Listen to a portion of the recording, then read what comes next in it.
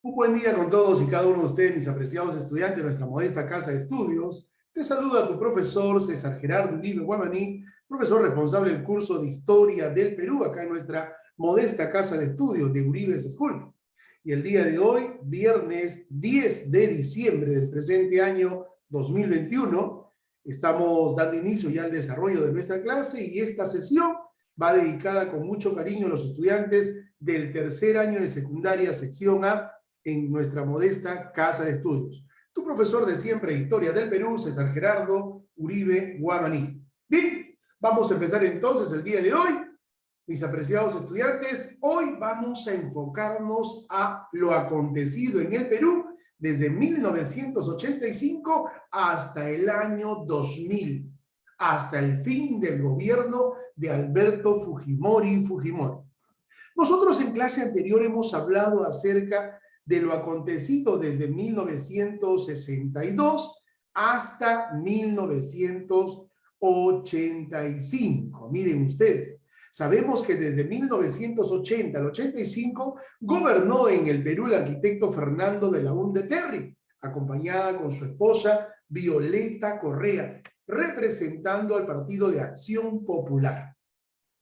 Antes del gobierno de Belaúnde, segundo gobierno de Belaúnde, gobernaba en el Perú la segunda fase del gobierno militar, presidida nada más y nada menos por el general Francisco Morales Bermúdez Cerruti. A este personaje se le debe la instalación del Congreso Constituyente Democrático, miren ustedes, de la Asamblea Constituyente y de la Constitución de 1979. Antes del gobierno de este tecnodemócrata Francisco Morales Bermúdez Cerruti, gobernó en el Perú desde el 3 de octubre de 1968, nada más y nada menos, el general Juan Velasco Alvarado, a través de golpe de Estado al presidente Fernando Belaúnde Terry en su primer periodo de gobierno. Todos sabemos que Velasco fue el protagonista principal de la brutal reforma agraria, de la creación del Sinamos, de aquella frase que le agradó al pueblo y luego el pueblo dijo, ¿qué está pasando? ¿Qué es lo que dijo Juan Velasco Alvarado al pueblo? El patrón ya no comerá más de tu pobreza. Miren ustedes, y así llegamos al fin del gobierno de Belaúnde en 1985. La crisis económica estaba a ritmo galopante, la situación económica en el Perú estaba al borde del colapso. En medio de ese panorama llegan las elecciones de 1985 y se presenta como candidato un tipo elegante, de buen verbo, de buena oratoria, el candidato más joven en la historia del Perú, representando al Partido Aprista Peruano. ¿De quién estamos hablando, Lucía Mercedes? Nada más y nada menos de Alan Gabriel García Pérez, abogado de profesión y considerado uno de los mejores oradores de toda América Meridional. Miren ustedes, ya sabemos cuál fue el fin de Alan García Pérez en estos últimos tiempos. Mis apreciados estudiantes, Alan Gabriel García Pérez fue uno de los principales discípulos del gran maestro de maestros, Víctor Raúl Haya de la Torre. Este personaje logró lo que este viejo, miren usted, lo que este viejo creador y líder del APRA no logró en su vida, alcanzar la presidencia del Perú. Víctor Raúl Haya de la Torre en 1978 lo convocó al mismo Alan García para integrar la plancha aprista y así se convierte en congresista de la Asamblea Constituyente en 1978. Luego, la historia nos dice que en 1980 Alan García se consagra como diputado en el Congreso Nacional. En 1985, junto con Armando Villanueva del Campo, logran inscribir, miren ustedes, logran inscribirse para las elecciones de 1985. Es así que Alan García postularía por vez primera en 1985 representando al Partido Aprista Peruano. Señores, en las elecciones de 1985, Alan García representando al APRA, Alfonso Barrantes Lingam representando a la Izquierda Unida, Luis Bedoya Reyes representando al PPC, Javier Alba Orlandini representando a Acción Popular, Roger Cáceres Velázquez representando al Frenatraca y Francisco Morales Bermúdez representando pues a la masa militar. Señores, en las elecciones de 1985, de todos estos candidatos que te he dado a conocer hace algún momento, 2 fueron los que ocuparon los primeros puestos: Alan Gabriel García Pérez y Alfonso Barrantes Lingam. Este último, conocido como el Frejolito, fue alcalde de la ciudad de Lima y también fue el creador del famoso vaso de leche en el Perú.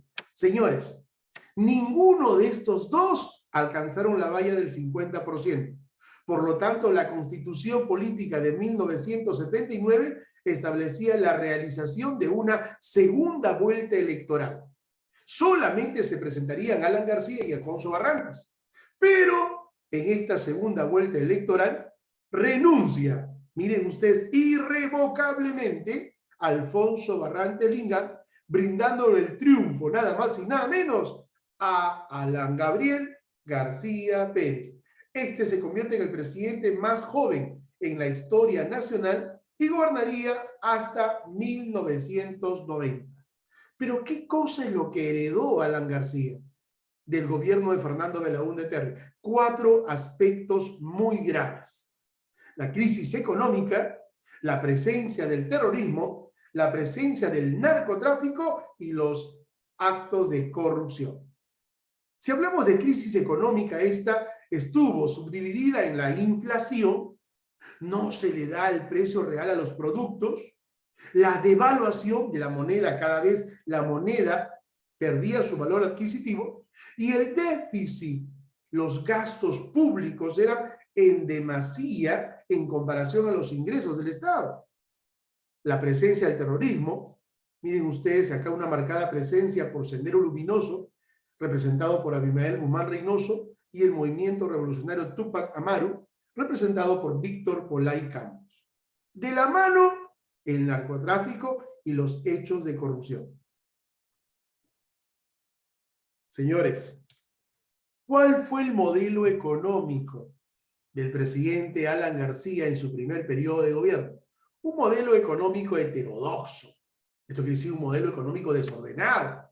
Un sistema populista, mucha demagogia. El Estado va a intervenir en todas las actividades económicas.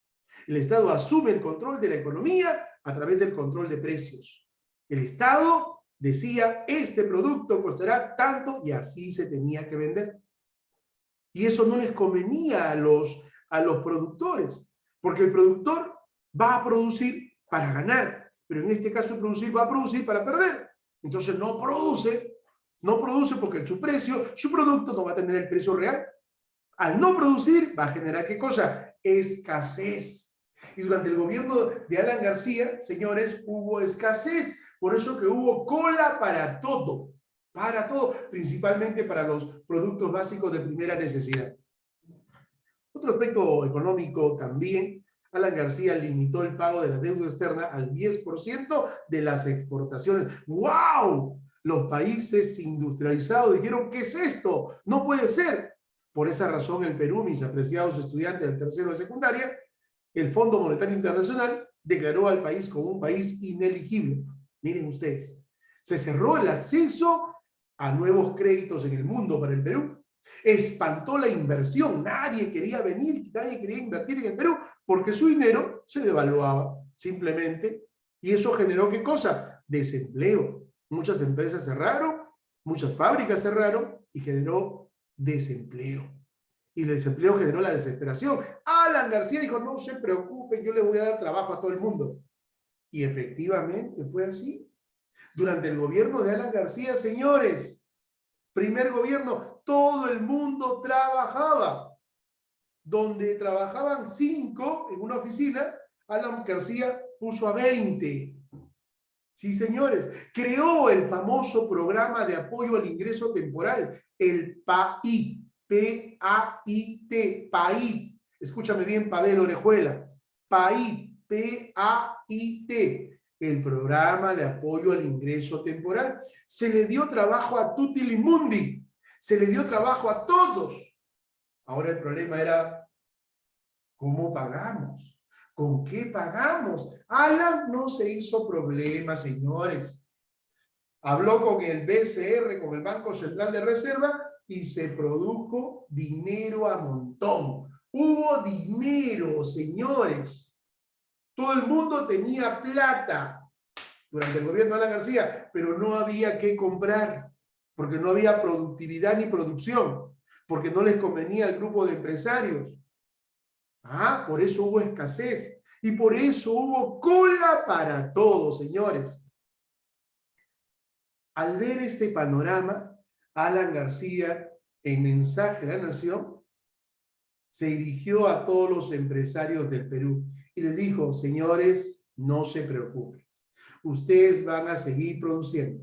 La producción tiene que aumentar. El empleo se tiene que generar. Para esto, yo voy a crear el llamado dólar MUC. M-U-C, dólar MUC. ¿Qué cosa fue el dólar MUC, Pavel Orejuela? ¿Qué cosa fue el dólar MUC? El dólar MUC fue el dólar congelado, el dólar barato, el dólar que servía para el subsidio, netamente para los industriales importadores, miren ustedes, y fabricantes. ¿Qué quiero decir? El dólar hoy en día cuesta 4 soles, póngale como ejemplo.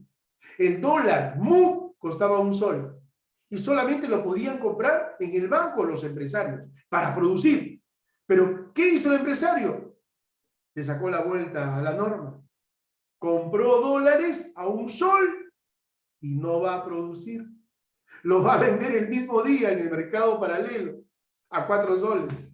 Le convenía comprar barato y venderlo a precio. Comprar barato, venderlo a precio. Comprar barato, venderlo a precio. Y así quintuplicaron sus fortunas. Y no había producción. Alan fracasó en su intento. Muchos se enriquecieron. Esto favoreció a un grupo de empresarios. La historia los bautiza como los 12 apóstoles más ricos del Perú. ¿Sí, señor? Eso es lo que pasó. Alan, en su desesperación, en Mensaje a la Nación en el año 1987, anunció la estatización de la banca. ¡Wow! Los banqueros protestaron. Una gran controversia.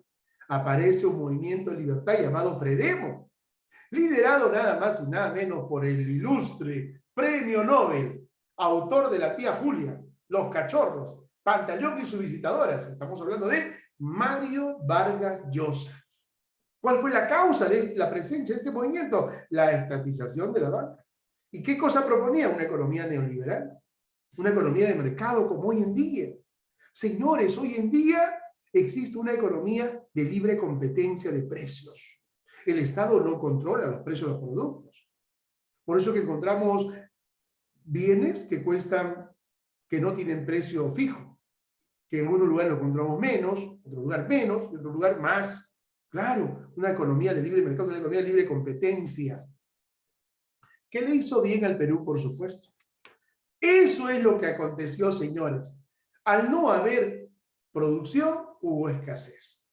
Y al haber escasez, no darle el precio a los productos, consecuencia, señores, la hiperinflación aumentó a paso galopante. ¿Sí, señores? En 1988, los famosos paquetazos, el alza de los precios, 1.722%. En el 89, 2.775%. En el 90, 4.541. Resultado, hiperinflación. Miren ustedes las colas. Pregunta, Pavelito, pregunta a tu señor padre. Pregunten a sus abuelos. Las colas durante el gobierno, primer gobierno de Alan Gabriel García Pérez, debido a la escasez y debido a la no producción y no productividad. Todo esto se vendía racionadamente. Sí, señores. Miren ustedes, la escasez, la presencia del terrorismo, ¡wow! Por esa razón, Alan García creó el Ministerio de Defensa a cargo del famoso Mantilla. Luego se crea la Policía Nacional del Perú, se unifica la GC, la Guardia Civil, la Guardia Republicana y la Policía de Investigación del Perú, la PIP. se unen en una sola, la PNP, hasta el día de hoy. Aumentan los atentados terroristas, señores, en protestas al gobierno. Sendero Luminoso y el movimiento revolucionario Tupac Amaru. Tanto así que Alan García ordenó que las Fuerzas Armadas intervengan en las universidades. Se crean en las provincias los llamados ronderos, comités de autodefensa. Alan García, desesperado, ligeramente ordena la ejecución extrajudicial de los amotinados en el Frontón, Lurigancho y Santa Bárbara. Se cometen crímenes de lesa humanidad, tanto en la comarca, Pucayacu, Cayara, entre otros lugares. Miren ustedes, ¿cuáles fueron las consecuencias de este mal gobierno, de este gobierno ligero, sin preocupación alguna, sin proyección? Una devaluación completa de la moneda. Por esa razón, mi apreciada Tatiana Rivas, Orreaga, la moneda se devaluó. Y Alan García cambió el sol por los intis. 1985, ¿quién no recuerda? 10 intis, 50 intis, 100 intis. 1986, y ahí está. 500 intis, 1000 intis, 5000 intis, 88. Y así llegamos al año 90. ¿Cuáles fueron las consecuencias del primer gobierno de Alan García? Señores, los precios se multiplicaron 22.000 veces más. El número de familias pobres se triplicó. Pasamos del 16 al 45%. Demasiada extrema pobreza. El pobre, durante el gobierno de Alan García, se convierte en más pobre. En el año 90, los trabajadores, con sus salarios, ya no compraban lo que compraban en el 85. Miren ustedes, la desnutrición aumentó un 48%. Y así, señores, 105 millones de dólares el BCR utilizó en la fabricación de billetes para subsidiar a la población, pero esto trajo la economía abajo. ¿Sí, señor? Y en este panorama de crisis, en esta gran decepción por el candidato más guapo, más joven, decepcionó al Perú, llegamos al año 1990. Y en 1990, la alternativa fue nada más y nada menos la presencia de un chinito, que con 3 palabras conquistó los corazones de Ariana y Tatiana, y de Sandra. ¿Saben cuáles fueron las 3 palabras que utilizó el chinito para conquistar los corazones de Pavelito? Honradez, tecnología y trabajo. Con esas 3 palabras conquistó los corazones de la gente. Y la gente apostó por el chinito, un profesor de estadística de la Universidad Agraria, casado con Susana Iguchi. Y ese tuvo como contrincante político, nada más y nada menos, al premio Nobel, Mario Vargas Llosa, candidato de los ricos. Cuenta la historia que en un debate antes de las elecciones, Mario Vargas Llosa toma la palabra y dice: señores, si yo soy presidente, este tarro de leche que cuesta 1 sol, en mi gobierno costará 4 soles. ¡Wow! Dijo, no puede ser, dijo la gente. Le tocó al chinito y dijo: este tarro de leche que cuesta 1 sol, en mi gobierno costará 1 sol 50. Y la gente confió en el chinito. Señores, primera vuelta, resultados: Fredemo, 27%, Cambio 90, 24%, no pasaron la valla de los 50, segunda vuelta electoral. Y en la segunda vuelta electoral, Cambio 90, representado por Fujimori, recibe el apoyo de Izquierda Unida y recibe el apoyo del APRA. Y con ellos suma el 56% frente a un 33% del Fredemo. Señores, Alberto Fujimori se convierte en el presidente constitucional del Perú en 1990. Nadie sabía, ni Robert Montalvo, ni Sandra Paola, ni Tatiana Rivas, ni Pavel Orejuela, sabían que el chinito quería quedarse un largo tiempo en el Perú. Nadie sabía. Mario Vargas Llosa, molesto y resentido, antes de subir a su avión, le dice a Fujimori: acá te dejo mi plan de gobierno, te va a servir. Y 3 meses más tarde que Fujimori asume el poder, utiliza el mismo plan de gobierno con los llamados Fujishock. Las cosas se quintuplicaron durante el gobierno de Fujimori. Los ricos pasaron a pobres de noche a la mañana. El dinero que tenías hoy, mañana ya no valía. Una devaluación completa. Rompió con la inflación. Señores, miren ustedes, el chinito, nadie sabía que quería gobernar un largo tiempo. Pero para gobernar un largo tiempo el Chinito tenía una piedra en su zapato. ¿Y saben cuál fue la piedra en su zapato? La Constitución de 1979, que no permitía la reelección. El Chinito va a tener que cambiar la Constitución del 79 por la Constitución de 1993. Una Constitución que sí le va a permitir la reelección. Como las cosas subieron, la situación agravó, el Chinito no se hizo problemas. Un 5 de abril del 92, el Chinito cerró el Congreso de la República, cesó las funciones del Poder Judicial y del TC. Señores, el famoso autogolpe del 5 de abril de 1992. El Chinito tenía la intención de querer gobernar un largo tiempo y para eso cerró el Congreso y crea un nuevo Congreso más eficiente, el famoso CCD, Congreso Constituyente Democrático, con 100 congresistas. Era presidente de la Comisión de Constitución el doctor Carlos Torres y Torres Lara, y era presidente del Congreso en ese entonces el ingeniero Jaime Yoshiyama Tanaka. Ellos tuvieron la función de crear la nueva Constitución de 1993, aprobarla tras referéndum para poder reelegirse. Y así se va a reelegir Fujimori, tanto en el 95 como en el año 2000. Señores, uno de los aspectos importantes que tenemos que resaltar durante el gobierno de Fujimori fue la lucha contra el terrorismo. Acabó con el terrorismo. Tomó prisionero el 12 de septiembre, gracias a la labor, miren ustedes, de la Policía Nacional, del GEIN y la DINCOTE, capturó al líder de Sendero Luminoso. Estamos hablando del camarada Gonzalo. Estamos hablando de Abimael Guzmán Reynoso.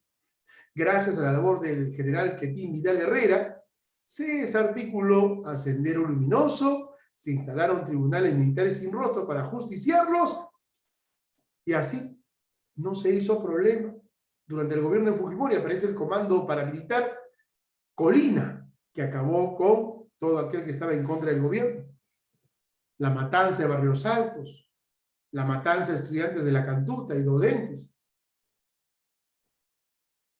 Y se inician las primeras denuncias contra el gobierno de Fujimori y contra el gobierno de su asesor, Vladimiro Montesinos Torres. Y ahí está, el 22 de noviembre del 92, se instala el Congreso Constituyente Democrático, el CCD, con mayoría parlamentaria fujimorista. La Constitución del 93 establece, ¿qué cosa? La reelección del presidente de la República. Llegamos al año 95, señores, se presenta otra vez Fujimori, siendo presidente. Y se presenta el ilustre embajador Javier Pérez de Cuellar, en las elecciones del año 95. Gana Alberto Fujimori. Y empieza a gobernar hasta el año 2000. Y ahí en ese tiempo, ¿quién no recuerda la toma de la Embajada de Japón? En el año 96. Gracias a la presencia del Comando Militar Chavín de Huántar, se logra acabar con Néstor Serpa Catorín y toda su gente. Se logran rescatar a los rehenes de la embajada. Otro acto importante también, durante el gobierno de Fujimori, ya el segundo gobierno, asumiría la alcaldía de Lima el doctor Alberto Andrade Carmona, fallecido ya, y autor, porque le dio el nombre a la Plaza de Armas, antes se llamaba Plaza de Armas, hoy se llama Plaza Mayor de la Cultura Iberoamericana, la Plaza de Armas, que está en el centro de nuestra ciudad capital. Señores, ¿qué pasó en el segundo gobierno de Fujimori? Se compró la prensa, se compró los diarios, se compró congresistas. ¿Quién se encargaba de todo esto? Vladimiro Montesinos Torres. Aparecen los congresistas tránsfugas, cambiando de camiseta. Sí, señor. Miren ustedes. Eso es lo que aconteció. Y por esa razón va a ser juzgado en adelante. Todo iba bien. Postula en el año 2000 otra vez. Tenía el sartén por el mango. Se presenta nada más y nada menos Alejandro Toledo Manrique. Fujimori lo destroza y asume la presidencia en el año 2000. Todo marchaba bien hasta que aparecen los controvertidos Vladivideos, señores. Salieron a la luz las evidencias de los actos de corrupción efectuados durante el gobierno de Fujimori, dirigido por Vladimiro Montesinos Torres. Avergonzado Fujimori cesa de su función a Vladimiro Montesinos y lo indemniza con $15 millones. El Frente Independiente Moralizador, dirigido por Fernando Olivera Vega, saca a la luz los famosos videos de corrupción donde Vladimiro le entregaba dinero a los congresistas para cambiarse de camiseta o para tener beneficio alguno en sus votos. Y ahí está el famoso video de Curi. Miren ustedes. Eso se da así. Vladimiro Montesinos Torres, luego de ser cesado y antes que la justicia se arme, fuga con destino a Panamá. Miren ustedes, Fujimori aprovecha una reunión en la cumbre de la PEC en Brunei, Asia, y ya no regresa hasta su extradición. Estando en el Japón, Fujimori envía a través de fax su renuncia a la presidencia del Perú. El Congreso no acepta y lo declara vacante por incapacidad moral. ¿Sí, señor? Y es así como Fujimori abandona el Perú. El Congreso de la República declara vacante y nombraría en adelante nada más y nada menos como presidente transitorio al doctor Valentín Paniagua Corazao. Ahí está. Profesión de abogado. Este sería el presidente transitorio que convocaría elecciones en adelante y en adelante ganaría las elecciones Alejandro Toledo Manrique. Señores, Fujimori se le abre proceso judicial por muchos delitos que se cometió durante su gobierno, principalmente actos de corrupción, crímenes de lesa humanidad, y hoy en día cumple condena, pena privativa de su libertad. Se puede convertir en el presidente, en el segundo presidente que podría dejar de existir en prisión, porque el primero fue Augusto Bernardino Leguía. Todos sabemos qué cosa es lo que pasa actualmente con Alberto Fujimori. Mis apreciados estudiantes, gracias a todos y cada uno de ustedes. Luego del gobierno de transitorio de Valentín Paniagua Corazao, viene Alejandro Toledo, Ollanta Humala-Tazo, y así ustedes son protagonistas de la historia nacional. Gracias, un buen día. Nos vemos en la siguiente hora con práctica calificada. Gracias, tu profesor César Gerardo Uribe Guamaní. Gracias.